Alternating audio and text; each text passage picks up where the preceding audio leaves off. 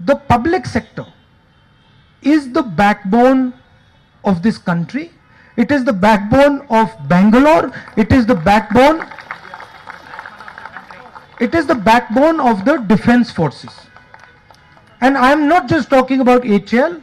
I am talking about ISRO. I am talking about NAL. I am talking about HAL. I am talking about DRDO.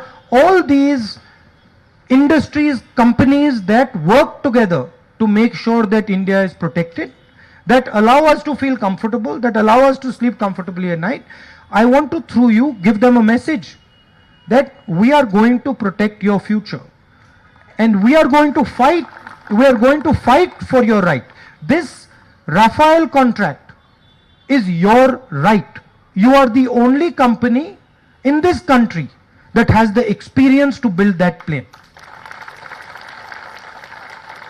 And this type of thing should be done on merit. One should clearly look what is merit. Does HAL have merit? Has HAL got capability, or does this other gentleman have merit? Make a clear, objective decision based on merit, and nobody in the world, if he is acting objectively and if he is acting clearly on merit, nobody in the world can give the contract away from HAL. It cannot be done. याद कीजिए राहुल गांधी का वो बयान जिसमें उन्होंने NDA सरकार पर suit boot की सरकार का आरोप लगाया था। साथ ही कहा था रक्षा सौदे में HAL जैसी सरकारी कंपनियों को बाईपास करके विदेशी कंपनियों को ऑर्डर दिए जा रहे हैं। इसके साथ ही कांग्रेस पार्टी ने आगे बढ़ते हुए यहां तक कह दिया था कि सरकार ने तेल और गैस क्षेत्र में भी ONGC जैसी सरकारी कंपनियों को पीछे धकेलकर प्राइवेट कंपनियों को फायदा पहुंचाया है।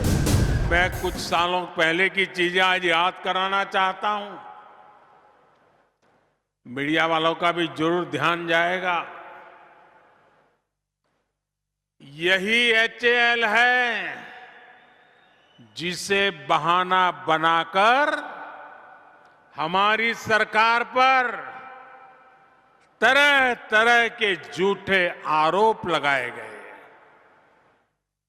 यही HAL है जिसका नाम लेकर लोगों को भड़काने की साजिश रची गई, लोगों को उकसाया गया,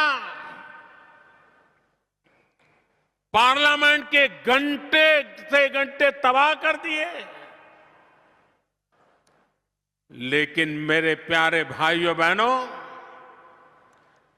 झूठ कितना ही बड़ा क्यों न हो, कितनी ही बार बोला जाता हो, कितने ही बड़े लोगों से बोला जाता हो, लेकिन एक न एक दिन वो सच के सामने हारता ही है। शेयर मार्केट में रुचि रखने वाले को भी ये गुरु मंत्र है कि जो सरकारी कंपनियों को ये लोग गाली देना, आप उसमें दांव लगा दीजिए साहब, अच्छा ही होने वाला है। कांग्रेस नेता राहुल गांधी ने नामांकन दाखिल किया और अपनी संपत्ति का ऐलान किया। इसके बाद कुछ ऐसा हुआ कि सोशल मीडिया पर एक लंबी चर्चा चल पड़ी।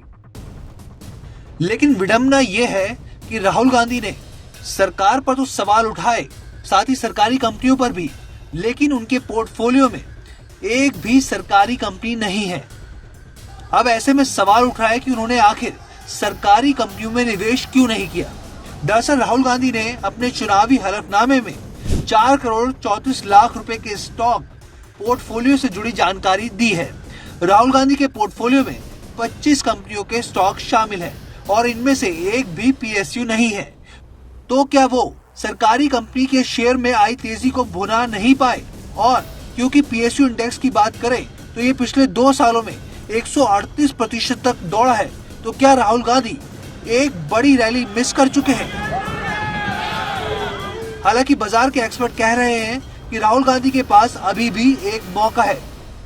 We did not have that much idea that PSU stock can do some better. But the new government, the Modi government, have focused only on the PSUs, which is good. They have done so many reforms. They have done some transformation to grow up for all the PSU stocks. So I believe PSU should be there in his portfolio. Video पसंद आया तो हमें like, comment, share और subscribe जरूर करें।